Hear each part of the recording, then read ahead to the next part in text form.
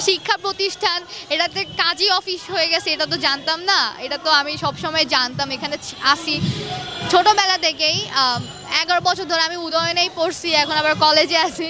So জানতাম এটা একটা শিক্ষা প্রতিষ্ঠান, তবে এটা কোনো কাজী অফিস এটা জানতাম না। আসলে আমি যে কি বলবো নিজেই বুঝতেছি না।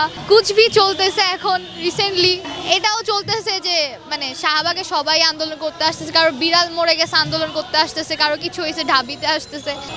কি বলবো আমি নিজেই বুঝতেছি না যে গণবিবাহের আয়োজন করছে শিক্ষার্থীরাই, এটা কোনো লজিক হয় নাকি আমি নিজেই জানি না। নিজেরাই এখন আমার কাজই হয়ে গেছে, এখন কিছু আমার কাছে তো এটা জাস্ট একটা মিমি লাগছে আর কিছু না। এটা তো একটা আমি অবভিয়াসলি এইসব সুযোগ পাইলে আমি কি করতাম আমি জানি না। মানে আমার এখন তো এইসবের ইচ্ছা নাই, পড়ালেখার দিকে এখন মনোযোগ দিছি। বিবাহগুলো করবে কারা? শিক্ষার্থীরাই।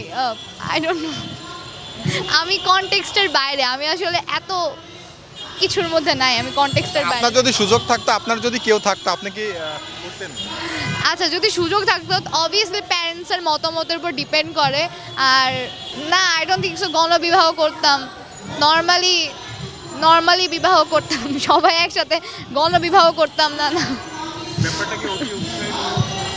উৎসাহী না, অনেক উইয়ার্ড লাগতেছে। হ্যাঁ, এটা একটা শিক্ষা প্রতিষ্ঠান, এটাতে কাজী অফিস হয়ে গেছে, এটা তো জানতাম না। এটা তো আমি সবসময় জানতাম, এখানে আসি ছোটোবেলা থেকেই। 11 বছর ধরে আমি উদয়নেই পড়ছি, এখন আবার কলেজে আছি।